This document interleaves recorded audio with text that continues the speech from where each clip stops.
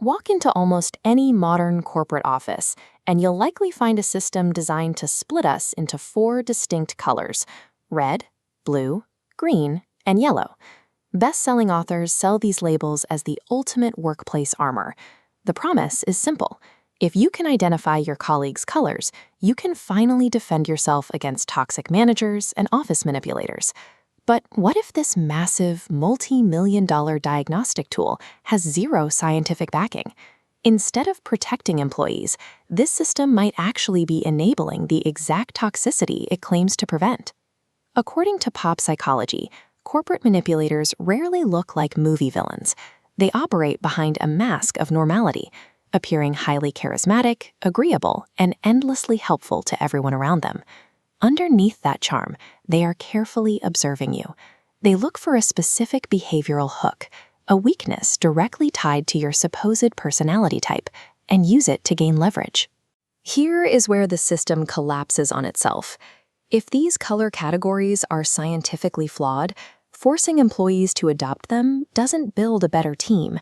It hands a manual for manipulation directly to the office gaslighter.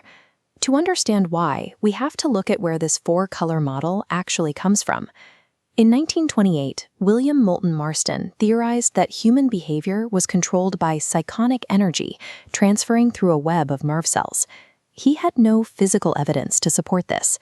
Even by the loose standards of 1920s psychology, his peers largely ignored his ideas, and his research gained almost no academic traction. Marston eventually left the academic world entirely and found massive success in a different field. He wrote comic books, specifically creating the character Wonder Woman.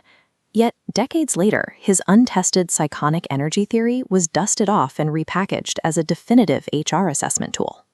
In over 50 years of corporate use, the model has seen virtually no published scientific validation.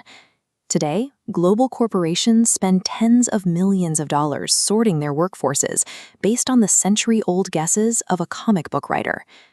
This flowchart shows the core fallacy of these tests, the personality gremlin. A person acts dominant, so they're labeled a red type. Why do they act dominant? Because they're red. This continuous loop offers no actual insight into behavior.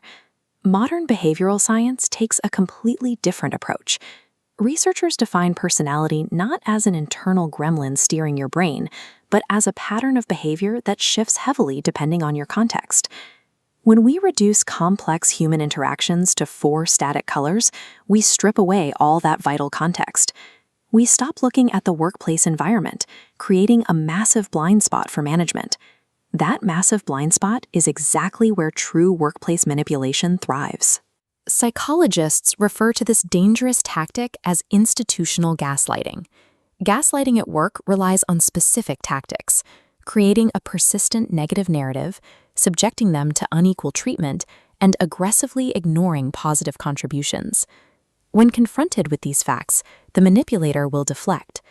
Instead of addressing the structural failure, they blame the victim's personal traits for causing the friction.